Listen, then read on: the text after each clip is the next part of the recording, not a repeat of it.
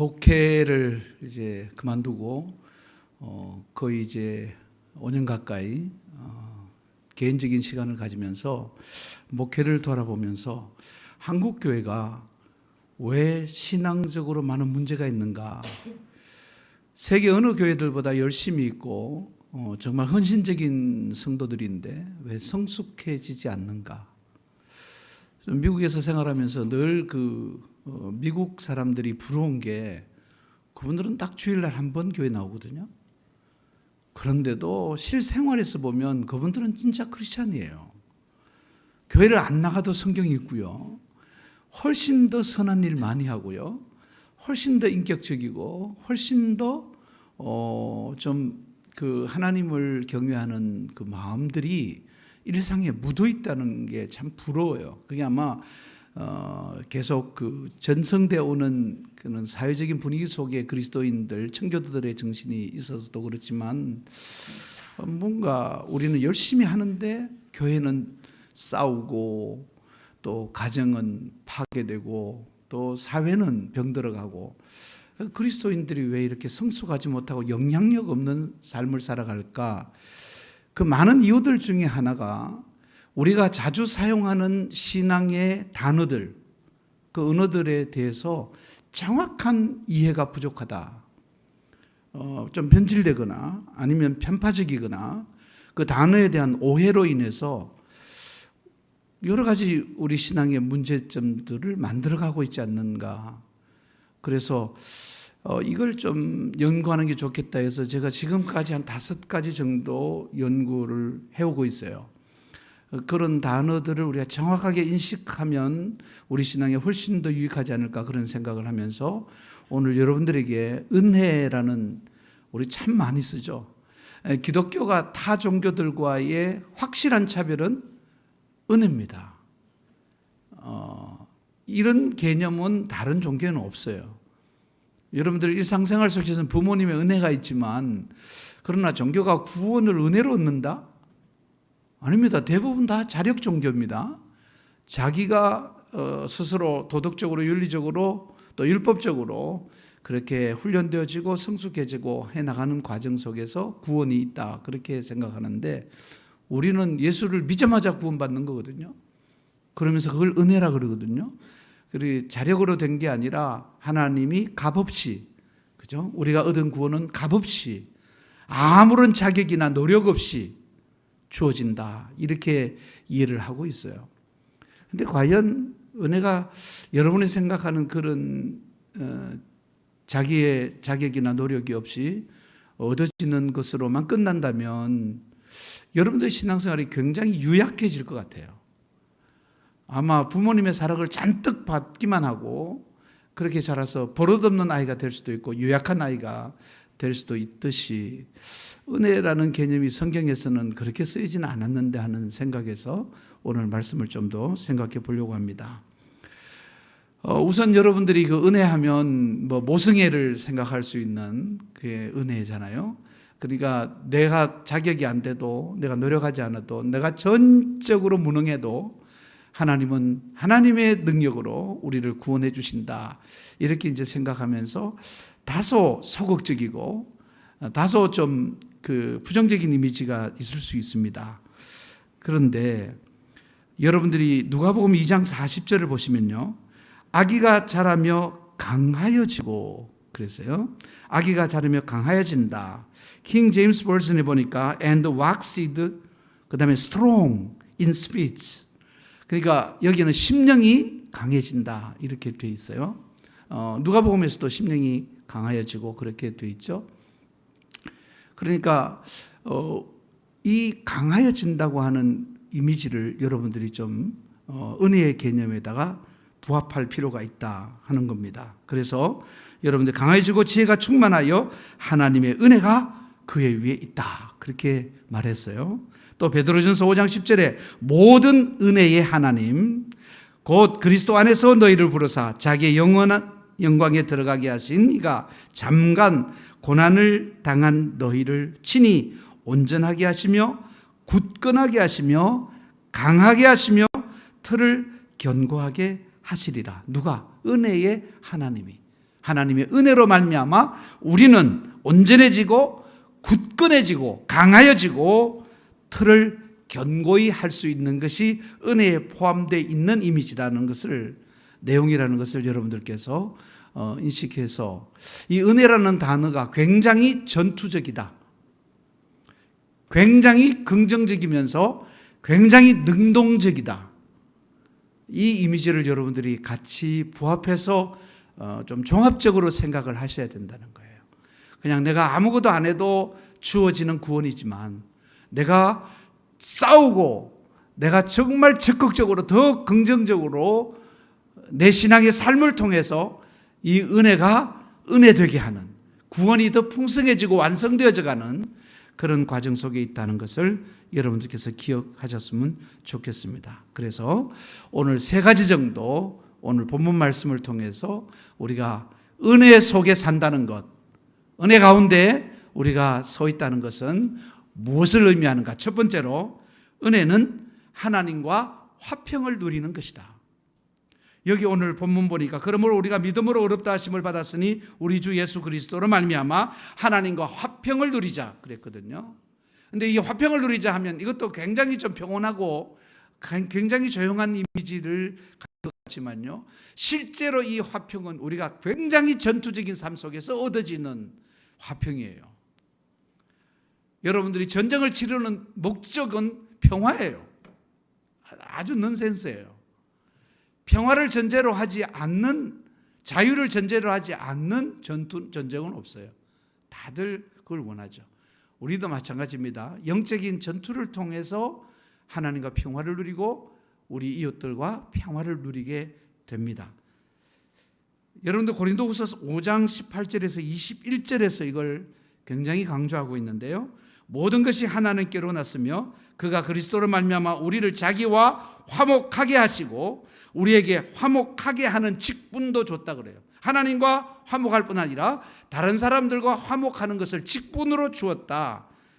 19절에 곧 하나님께서 그리스도 안에 계시사 세상을 자기와 화목하게 하시며 그들의 죄를 그들에게 돌리지 않으시고 화목하게 하는 말씀을 우리에게 부탁하셨다. 그 다음에 20절에 그러므로 우리가 그리스도를 대신하여 사신이 되어 하나님이 우리를 통하여 너희를 권면하시는 것 같이 그리스도를 대신하여 간청하노니 너희는 하나님과 화목하라. 뭐 평화, 화목. 근데 사실 여기서 사용하는 이 화목은요, 카탈라소라고 하는 단어를 쓰고 있습니다. 이 헬라어 원문에 보면 카탈라소인데 이것은 카타라는 동사와 그리고 알라소라고 하는 단어가 같이 합해져서 합성으로 되어져 있는데, 이건 우리가 좀 우리말로 더 정확하게 번역하면 화목이라는 개념보다 화해라는 개념입니다. 화해, reconciliation 영어로. 그러니까 이것은 어떤 뒤틀어진 사이를 회복하는, 그래서 이 화해의 결과로 평화가 있다, 화목이 이루어진다. 그러니까 화목이 이루어지게 하는 원인이 되죠. 화해가 먼저죠. 화해해라. 하나님 우리와 화해를 요청해 오셨고 우리가 믿음으로 말미암아 하나님과 화해하게 되는 거고, 또 우리가 그 직분을 받았으니까 우리가 다른 사람들과 더불어 화평을 누리게 하는 이런 것들이 우리들에게 전제되어 있다 하는 것을 여러분 생각해 보면서 실례를 들면 다윗의 이야기를 할 수 있습니다. 사무엘상 24장 16절에서 22절 말씀에 다윗이 사울에게 이같이 말하기를 마침에 사울이 이르되 내 아들 다윗아 이것이 네 목소리냐 하고 소리를 높여 울며 다윗에게 이르되 나는 너를 학대하되 너는 나를 선대하니 너는 나보다 어렵도다. 야, 이거 참 창피한 고백이죠. 어른이, 초대 왕이 다윗을 죽이려고 해서 시기해서 사람들이 자꾸 다윗을 높이니까 이거 큰일 나겠다. 이 모든 세상의 권력은요, 사실은 이 권력을 통해서 다른 사람들을 죽임으로 인해서 자기의 권력을 더 강화시키고 많은 것을 얻어가려고 하는 속성이 있어요. 그런데 여기에 내용들 여러분들이 잘 아는 내용이니까 제가 읽지는 않겠습니다만은 여기 보면 다윗은 죽일 수 있는 기회가 2번 오는데 안 죽이거든요. 사실은 사울은 자기가 왕이니까 안 죽여도 돼요. 그런데도 죽이려고 그렇게 애를 썼는데 다윗은 사실은 죽여야 자기가 살거든요. 왕이고 자기는 절대적인 약자니까. 그런데 오히려 이 다윗이 더 여유가 있어요. 왜 그럴까 하는 것입니다. 사울은 철저하게 권력으로 자기의 왕권을 지키려고 해요. 권력으로. 그런데 다윗은 무엇을 근거로 자기가 왕이 되는 것을 기다리고 있나요? 하나님의 약속에 근거해서, 하나님의 언약에 근거해 있습니다. 그러니까 자기의 권력을 의지하는 사람은요, 사람을 죽이는 자가 되고, 하나님의 약속을 의지하는 자는 사람을 살리는 자가 되는 거예요. 그 차이입니다. 자, 그래서 우리가 한 번 더 이 약속에 근거했다고 하는 말은 은혜에 근거했다는 말과도 동일합니다. 다윗이 자기 기가 아니고 말제일 뿐이고 아무것도 아닌 어린 소년이었지만은 하나님이 그를 택하셔서 하나님 그를 왕으로 세우신다고 말씀을 하셨거든요. 이건 은혜잖아요. 그런데 그 은혜에는 힘이 있더라 하는 거죠. 사울은 은혜가 아니라 자기가 그 권력을 가지고 쟁취하고 그것을 지켜 나가게 하기 위해서 살기 때문에 그렇지 않다 하는 겁니다. 사도행전 4장 5절에서 12절에 나면서부터 안전병이 된 자를 낫게 하는 그 사건이 일어나면서 베드로가 굉장히 큰 공경에 처하게 되죠. 자, 4장 5절에서 12절에 이튿날 관리들과 장로들과 서기관들이 예루살렘에 모였는데 대제사장 안나스와 가야바와 요한과 알렉산더와 및 대제사장의 문중이 다 참여했다. 이거 왜 굳이 다 밝힐까요? 복잡하게. 그 당시에 예루살렘 근처에 있는 최고의 권력자들이 다 모인 거예요. 성경은 뭘 말하려고 하면 권력자라는 권력자는 다 모였다. 종교적인 정치적인 모든 면에서 예루살렘을 다스리고 있는 최고의 권력자들이 다 모였다. 7절 사도들을 가운데 세우고, 이 사도들은 그들과 정반대되는 약자입니다. 이 사람들은 죽일 수 있는 권한을 가지고 있는 사람들이고 절대적 권한을 누리고 있는 사람들이 지금 이 사람들에 의해서 감옥에 가고 순교를 당하고 하는 그런 자들이 가운데 세워두고 묻되 너희가 무슨 권세와 누구의 이름으로 이 일을 행했느냐. 이 사람들은 관심이 뭐예요? 권력이에요. 권력. 관심이 권력입니다. 저는 그 삶을 좀 이렇게 객관적으로 보게 되더라고요. 나이가 들어갈수록 또 일을 그만두고 나니까 객관적으로 보게 되는데, 사람들 보면요, 작건 크건 어떤 방법과 수단을 통해서도 결국은 자기를 권력화시키려고 하고 그 권력을 통해서 무엇을 얻고자 하더라고요. 다 사람들이 남의 복연만 노리고 있는 것 같아요. 이렇게 보니까 여러분들은 지금 멀뚱멀뚱하게 안 그런 척 하지만 다 그래요. 다 그래요. 장사하는 사람도 저 사람 돈이 있나 없나 뭐 그러는 거고, 권력자들도 어떻게 하면 내 힘을 과시해가지고 내가 이런 거 해줄 수 있어, 너 이거 안 하면 내가 너 손볼 수 있어, 뭐 이래가면서 뜯어내고 뭐 다 그렇게 살더라고요. 크게 해먹고 작게 해먹고 대놓고 해먹고 몰래 해먹고 다 그거지. 다 그렇게 살더라고요. 사람들이 보니까. 남은 안 그런 것 같아요. 다 뜯기고 살고 그냥 그렇게 사는 거예요. 근데 지금 그런 관계에서 지금 이 일들이 일어나고 있습니다. 누구 무슨 권세, 누구 이름으로? 8절 이에 베드로가 성령이 충만하여 이르되 백성의 관리들과 장로들아, 만일 병자에게 행한 착한 일에 대하여 이 사람이 어떻게 구원을 받았느냐고 오늘 우리에게 질문한다면 너희와 모든 이스라엘 백성들은 알라. 너희가 십자가에 못 박고 하나님이 죽은 자 가운데서 살리신, 그러니까 지적합니다. 이 모든 권력자들아, 너희들은 그 권력으로 이 예수를 죽였다. 그런데 하나님은 살리셨다. 딱 대비되죠. 인간의 권력은 사람을 죽이는 겁니다. 혼란하게 만들고 파괴하고. 그런데 하나님의 권위는 우리를 살리는 것이다. 그렇게 말합니다.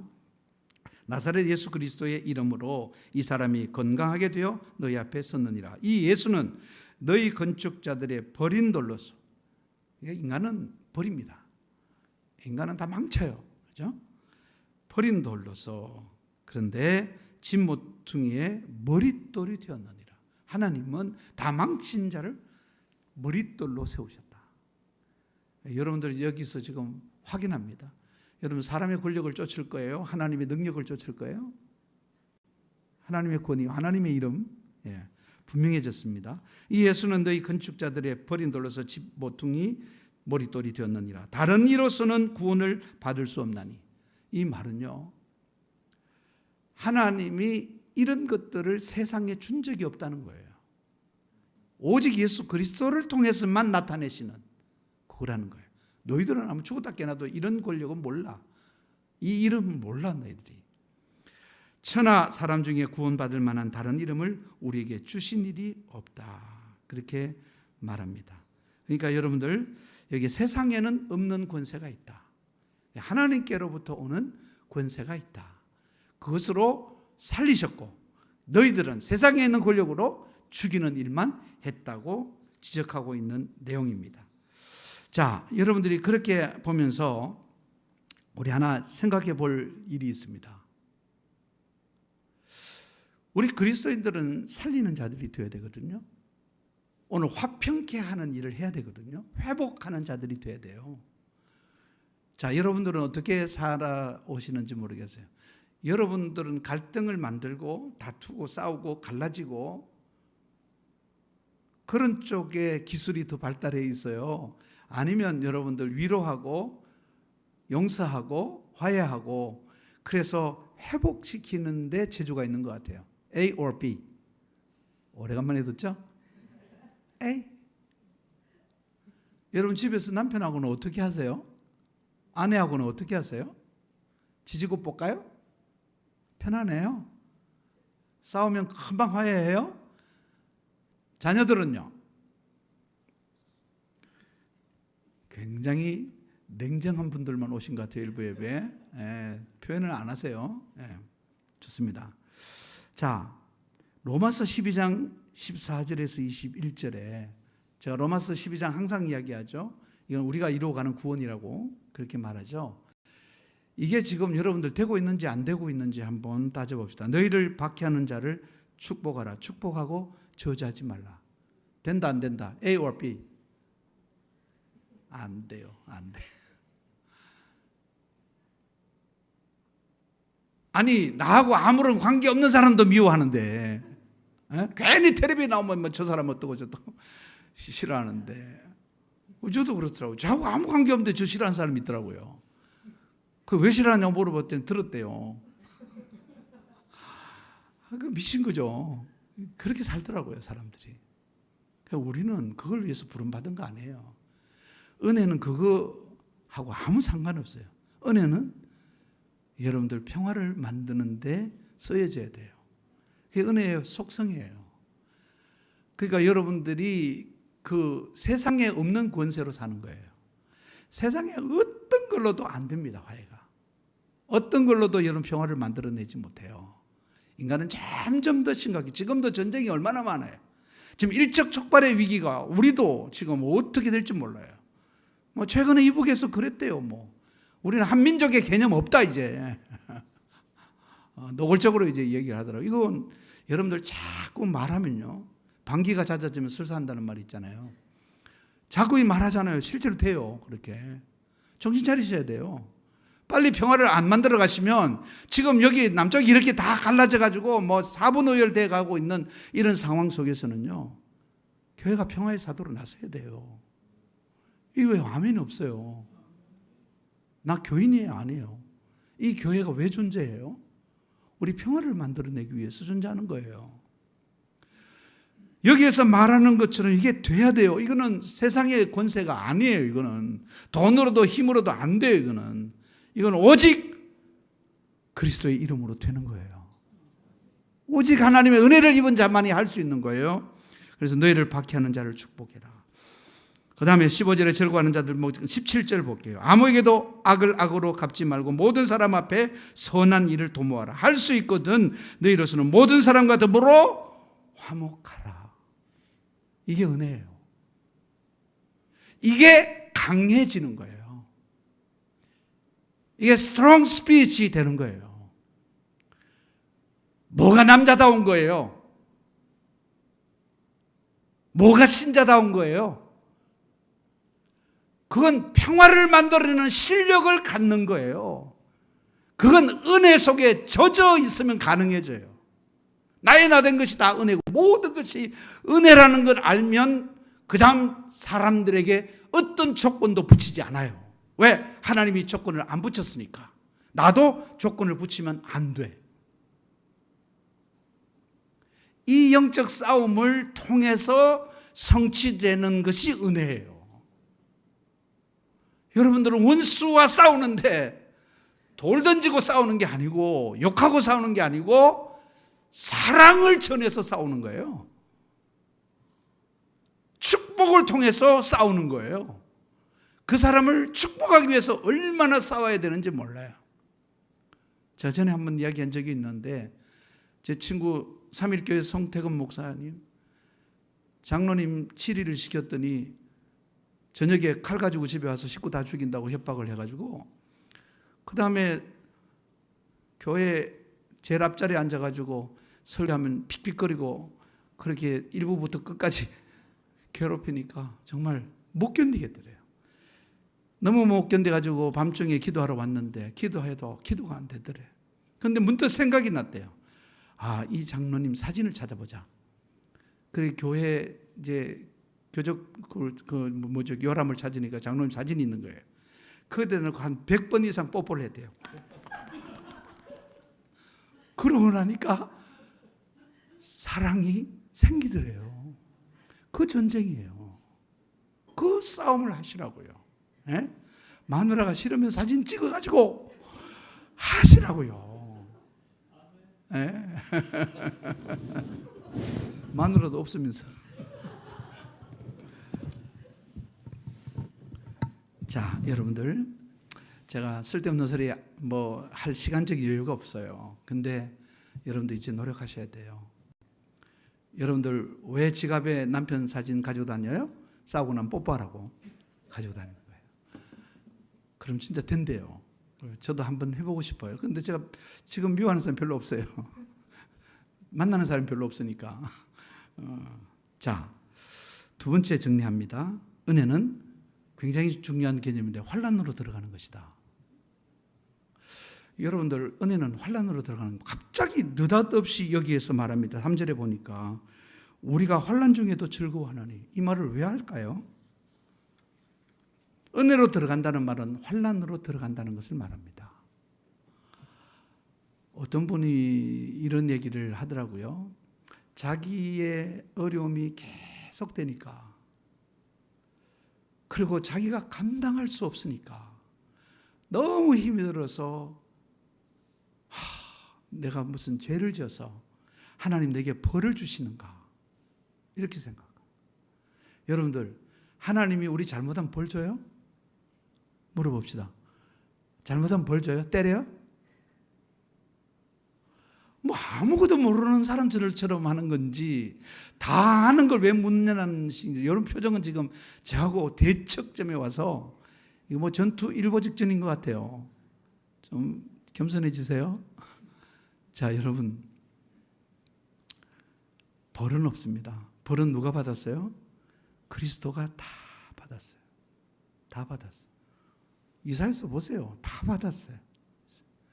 우리는 벌이 아니에요. 우리는 숙제를 받는 거예요. 내가 치러야 될 시험지를 받았던 거예요. 우리는 어떻게 하든지 그 숙제를 해내야 되고 그 시험을 잘 치러야 돼요. 환난은 시험 치듯이 오는 거예요. 우리에게 왜? 은혜는 공짜로 시작된 거잖아요. 그걸 하나님이 멋있게 받을 만한 자격이 있었던 것처럼 키우고 싶으신 거예요. 그게 맨 마지막에 소망으로 끝나요. 환난은 인내를, 인내는 연단을, 연단은 소망을 이루는 줄 압니다. 이렇게 말하잖아요. 이게 마지막 소망은 은혜의 가장 중요한 목적입니다. 하나님이 우리에게 은혜를 주신 것은 그 소망을 이루기 위해서인데 그 소망을 이루어가기 위한 과정을 위해서 하나님이 우리를 연단하시기 위해서 환난을 주신다는 거예요. 그러니까 여러분들이 환난이 오면 벌이 온 것이 아니라 은혜가 온 거예요. 한번 따라해 봅시다. 환난은 은혜다. 좀 자신 있게 확신을 가지고 환난은 은혜다. 이게 믿어지세요? 이제 앞으로 어려운 일 오면 감사해야 되겠네? 숙제해야 되겠네? 네, 싸우면서 견뎌야 돼요. 인내하셔야 돼요. 디모데후서 2장 1절에서 3절만 볼게요. 내 아들아, 그러므로 너는 그리스도 예수 안에 있는 은혜 가운데서 강하고, 나오죠? 또 네가 많은 증인 앞에서 내게 들은 바를 충성된 사람들에게 부탁하라. 그들이 또 다른 사람들을 가르칠 수 있으리라. 너는 그리스도 예수의 좋은 병사로 나와 함께 고난을 받으라 그랬어요. 제가 뭐라 그랬어요? 은혜는 전투적이라 그랬죠. 굉장히 긍정적이고 적극적이라 그랬죠. 이런 개념에서 이야기하는 겁니다. 여러분들, 원수들이 와도 화해를 이루는 실력자들이 돼야 되고, 여러분 환난이 와도 인내로서 그걸 소망을 이루게 하는 수단으로 써야 된다는 거예요. 여러분들이 성숙해져가는, 하나님이 은혜를 주신 그 목적을 이루는 구원의 완성에 이르게 하는 훌륭한 성품으로, 인격으로, 삶으로 여러분들을 만들어 가시기 위해서 하나님은 우리에게 멋진 환난들을 주시는 거예요. 환난이 멋지다고 하니까 참 안 어울리죠. 고통스러운 환난을 주신다 이래야 되는데 뭐 멋진 환난을 주신다. 나이스!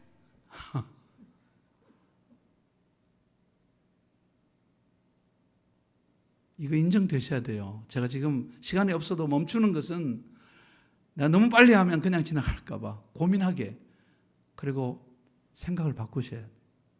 환난은 내 인생의 은혜요, 축복이다. 나를 더 훌륭하게 만들어 가시려고 하나님이 예비하신 축복이구나. 많을수록 좋다. 어려울수록 좋다. 왜? 여러분들, 저희들 학교 다닐 때는 우등반 있고 열등반이 있었어요. 시험 문제가 달라요.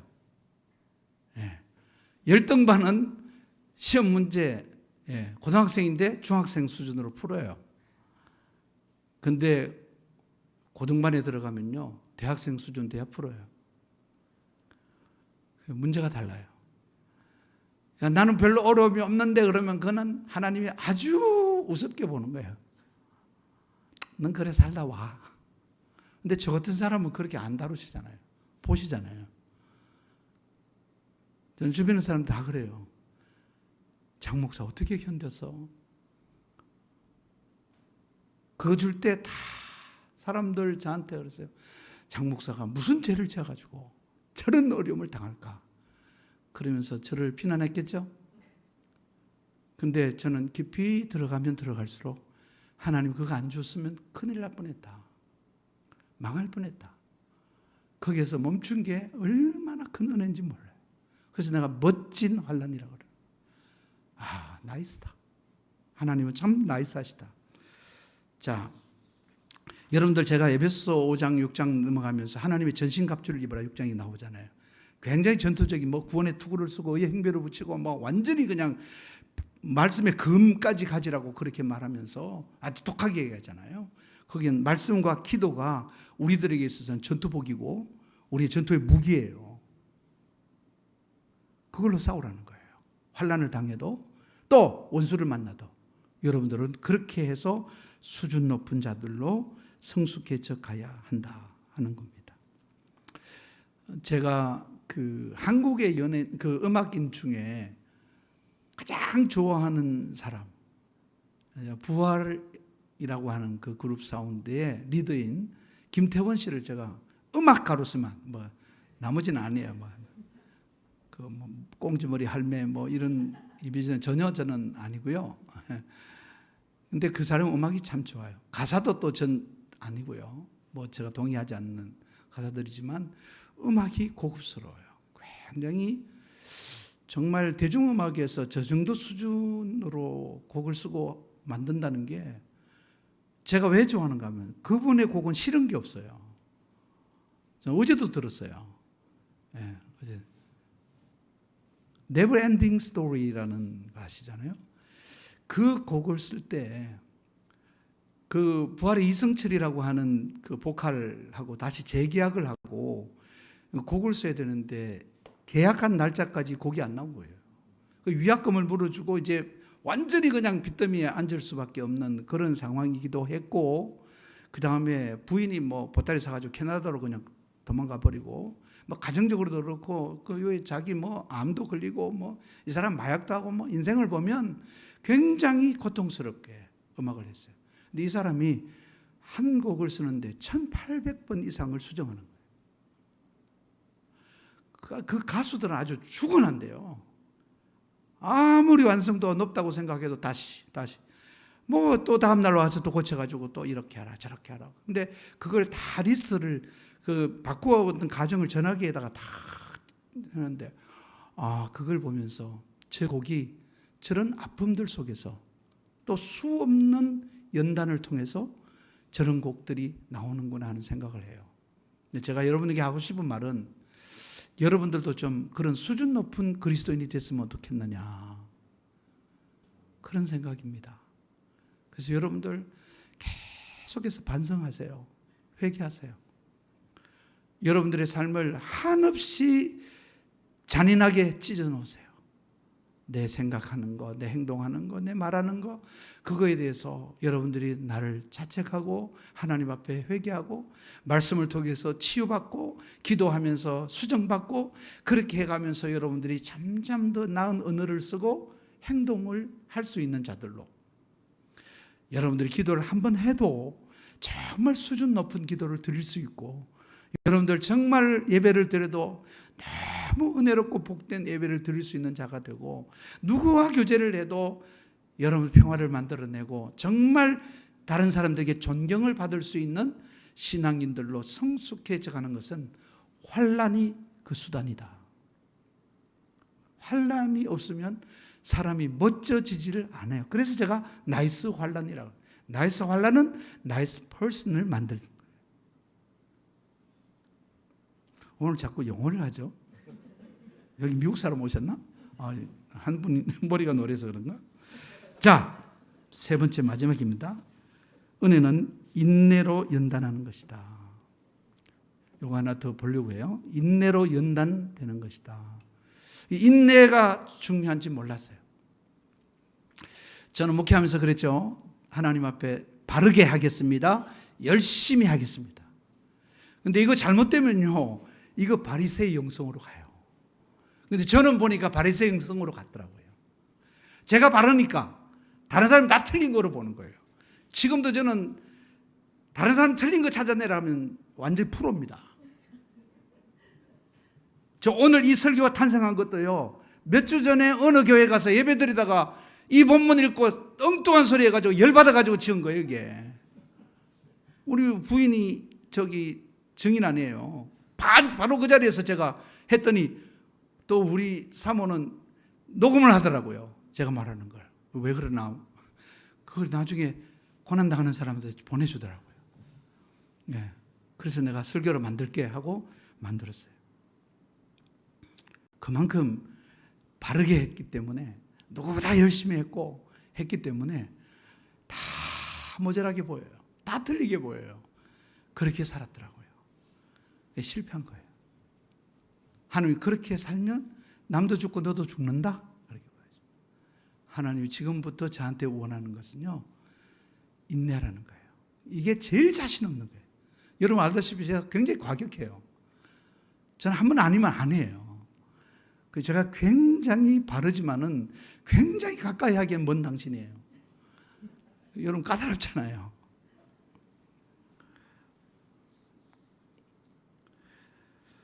야고보서를 보니까요, 이 야고보서는 사실 우리 칼빈주의자들은 별로 중요시 안 합니다. 왜냐하면 종교개혁자인 마르틴 루터가 이건 지푸라기 서신이라고 그랬어요. 이거 뗄 수는 없고 붙여놓긴 하는데 뭐 안 읽어도 돼 이런 식이에요.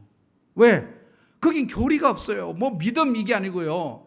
믿음을 행함이 없는 믿음, 죽은 믿음이라는 얘기만 하고 있어요. 그리고 108개 구절로 되어 있는데요. 60개가 명령문으로 되어 있어요.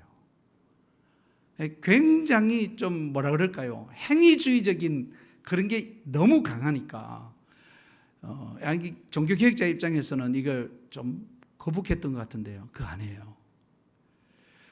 이 야고보서 5장까지가 되어 있는데 1장에서 5장까지를 꽉 잡고 있는 틀이 뭐냐면 인내예요. 인내. 한번 볼까요? 여러분들 야고보서 1장 1절에서 3절을 봅니다. 하나님과 주 예수 그리스도의 종 야고보는 흩어져 있는 12지파에게 문안하노라. 내 형제들아 너희가 여러 가지 시험을 당하거든 온전히 기쁘게 여기라. 이는 너희 믿음의 시련이 인내를 만들어낸 줄 너희가 알미라 그랬고요. 마지막 5장에서 7절 11절 그러므로 형제들아 주께서 강림하시기까지 길이 참아라.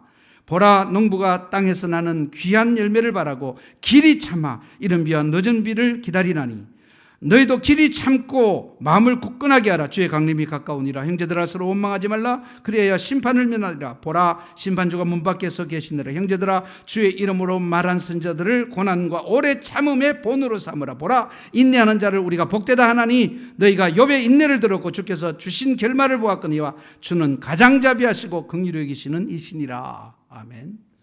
얼마나 인내를 강조해요. 뭐예요? 기다리라. 참아라.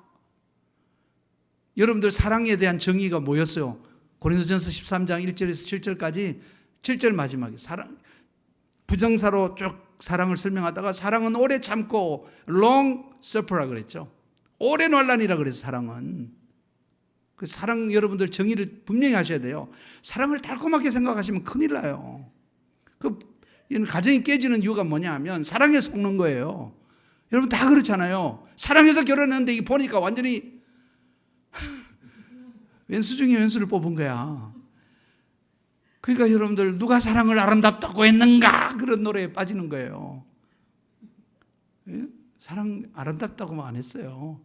고통스럽다고 말했어요. 고통스럽다. 그러면서 마지막에 뭐라고 해요? 사랑은 뭐 모든 것을 믿으며 모든 것을 바라며 모든 것을 참고 모든 것을 견디느니라. 이게 사랑이에요. 인내하는 거예요. 인내하는 거. 인내 이꼴 사랑. 참아주고 기다려주고 믿어주고 그게 사랑이에요. 이 스킬을 안 키우고 사랑인 줄 알고 굉장히 감상적인 사랑을 믿고 가다가는 망하는 거예요. 망하는 거예요. 결혼 왜 한다? 참으려고 하는 거예요. 결혼 왜 한다? 아기를 왜 낳는다? 내가 죽을 때까지 참으려고 애 낳는 거예요. 겁 없이. 요즘 똑똑해가지고 안 낳는 거예요. 아예 결혼도 안 하고요. 똑똑해졌어요. 대신 성숙한 사람 될 수 없다. 정말 좋은 크리스천이 될 수 없다. 우리는 결혼을 왜 했다? 네. 참으려고 했다. 네. 기다리려고 했다. 네. 용서하려고 했다. 그거예요. 교회에 왜 나온다? 참으려고 나오는 거예요. 교회도 전쟁터라 그랬잖아요. 여기에 전신갑주를 입지 않으면 교회에서 망합니다. 교회 떠나요. 또 여기저기 돌아다닙니다. 그렇게 돼요. 은혜 못 받습니다. 여러분 여기 와가지고 남욕하다가 시간 다 보내요. 교회는 참으려고 오는 거예요. 성도들과 함께 어울리면서 그 수많은 모욕과 그 다음에 내 의견과 다른 사람들과 그 논쟁하면서 그래도 내가 끝까지 참고 인내해가지고 성숙한 사람이 되기 위해서 여기 오는 거예요. 훈련장이에요. 여기 낭만이 있는 곳이 아닙니다. 전쟁터예요. 여기 만만하지 않습니다. 저 40년 목회하고 내린 결론이 교회는 진짜 징그럽다. 얼마 전 며칠 전에 다른 교회 가가지고 나 교회가 싫다 그랬다가 표정들이 너무 이상해지다. 난 교회 앞으로 지나가도 싫다. 내가 40년 동안의 추억이 너무 괴롭히는 거예요. 자, 제가 시간이 많이 갔기 때문에 조금 더 깊이 들으시려면 2부 예배를 한 번 더 들으시면 되겠습니다. 맺을게요. 여러분들 단 이틀분의 비상식량을 가지고 안전모에 붙어 있는 그 라이트 하나 가지고 700m 지하의 광산에 묻혔던 그 칠레의 광부들을 아시죠? 산호세인가요? 그 광산에 갇혔던 사람들. 그 사람들이 69일 만에 33명이 몽땅 구출을 받아가지고 세계 뉴스가 됐죠. 근데 거기에 마리오 세플베다라는 40세 된 광부가 CNN이라는 미국 방송과 인터뷰를 하면서 이렇게 말했습니다. 나는 땅 밑에서 하나님의 손을 잡았다. 나는 땅 밑에서 죽음의 그늘에서 고통 속에서 하나님의 손을 잡았다. 나는 이거 보면요, 주기도문 생각이 나더라고요. 뜻이 하늘에서 이루어진 것 같이 땅에서도 이루어지다. 그분의 기도는 주기도문의 완벽한 적응이에요. 우리는 지옥 같은 환난 가운데서 우리는 하나님 손 잡는 거예요. 세상에는 없는 권세인 하나님의 권세를 잡는 거예요. 창조하신, 그리고 지배하시고 다스리시는, 그리고 회복하시고 살리시는 그분의 손을 잡기 때문에 이 칠흑 같은 광산에서 69일이라는 2달 이상을 살아날 수 있는 소망을 갖게 된 거예요. 그래서 이렇게 말합니다. 2주 동안이나 구제의 손길은 닿지 않았지만 나는 엘비스 프레슬리의 노래를 부르고 저는 부활의 노래를 부르겠습니다. 자, 성경을 읽고 기도했다. 나는 끝까지 우리가 구출된 희망의 끈을 놓지 않았다. 하나님의 손을 붙들고 있으니까 그 소망도 가지고 있었다. 자, 소망은요, 우리를 살리는 꿈이에요. 그렇죠? 여러분, 우리가 예수를 믿는다는 이유로 남보다 더 많은 고난을 당하고 남들은 하지 않아도 되는 원수까지 사랑하고 축복하는 그런 일들까지 해내고 억울한 일을 당해서 내가 버림을 당하고 쓰레기처럼 짓밟혀도 우리는 하나님과 손잡은 사람들이에요.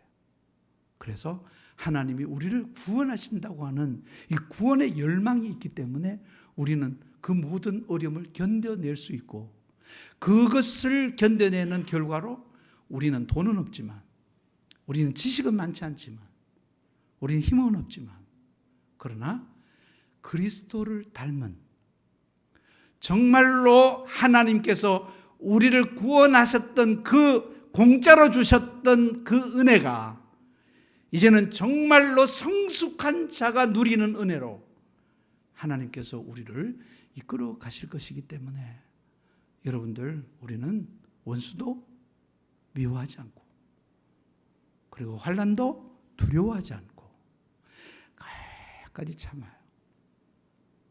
가정도 참아내는 자에게 주시는 하나님의 구원의 선물이 있고, 교회도 그렇고 세상도 그렇고 여러분들은 참을 수 있는 능력을 사모해야 돼요. 그래서 야고보서 5장 7절에서 11절에 이렇게 야고보가 욥의 인내를 들었잖아. 우리를 설득해 가면서 농부들이 농사를 지으면서 그렇게 참고 기다리잖아. 우리 주님 오실 때까지 너희들은 참고 기다리는 일을 위해서 네 인생을 사용해라. 그렇게 말해요. 자, 마치면서 여러분 자신에게 한번 암시를 하셨으면 좋겠어요. 나는 잘 참는 자다. 한번 합시다. 시작. 여러분, 저보다 성질 급한 사람 없어요. 여기 제가 다 알잖아요. 여러분, 원장로님하고 비슷할까? 내가 더 셀걸? 제가 정말 제가 생각해도 제가 무서워요. 저는 제일 무서운 장로님이 제가 무서워서 앞에서 밥을 못 먹겠대요. 너무 쇼크를 받았는데 제가 백장로님이라고 얘기는 안 해도 될 것 같아요. 그런데 정말 쇼크를 받았거든요. 내가 그렇게 무섭나? 내가 어떻게 했게? 목사님 말씀하실 때 눈 한번 보세요. 불이 나와요. 회개합니다. 근데 제가 지금 떳떳하게 말하잖아요. 나는 참는 자라고. 제가 시골로 들어가서 농사 짓잖아요. 제가 농사를 지을 줄 알겠어요? 들어가기 싫어서 1년 동안 내가 딴 데 가서 살았는데요. 돈 다 떨어지니까 어쩔 수 없어서 들어갔잖아요.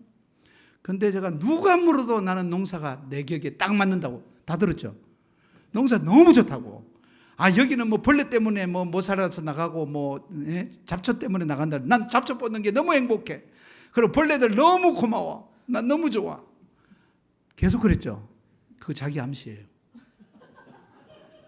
제가 한 2년을 그랬더니요. 진짜 좋아요, 지금. 진짜 좋다니까. 이제는 그냥 하는 말 아니에요. 자기 암시하셔야 돼요. 자, 나는 잘 참는 자다. 시작. 나는 언제나 지는 자다. 이거 여러분도 훈련하시면요. 평화가 와요. 성숙해진다고요. 우리 멋지게 살다 가자고요. 저는 우리 아내하고 약속했어요. 내가 가장 멋진 모습으로 마지막을 보여주고 갈 거다. 우리 아내가 저보다 하루를 더 살 거거든요. 그래서 내가 가장 멋있는 모습으로 갈 거다. 약속을 했어요. 그래서 제가 결혼할 때 저를 알잖아요. 이제 40년이에요, 또 꼭. 근데 지금 아마 제 생각할 때 한 50년이나 뭐 이렇게 되면 가겠죠? 그런데 갈 때 내가 정말 이 사람이 이런 사람이었나?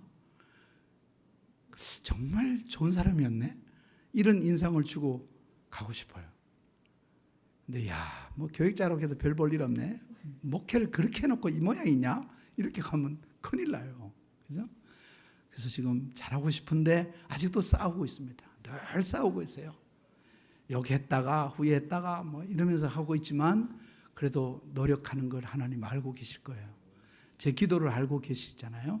그래서 여러분, 우리 교회도 정말 평화를 만들어가고 정말 여러분들의 삶 속에도 평화를 만들어가면서 더 성숙된 인격자가 되기 위해서 환난도 선물이라고 생각하고 하나님에게 구원의 선물만큼이나 중요하게 환난을 통해서 우리를 구원하시기 위해서 하나님 주셨다 생각하고 환난에도 감사하는 성도들 되시기를 축복합니다. 기도하겠습니다.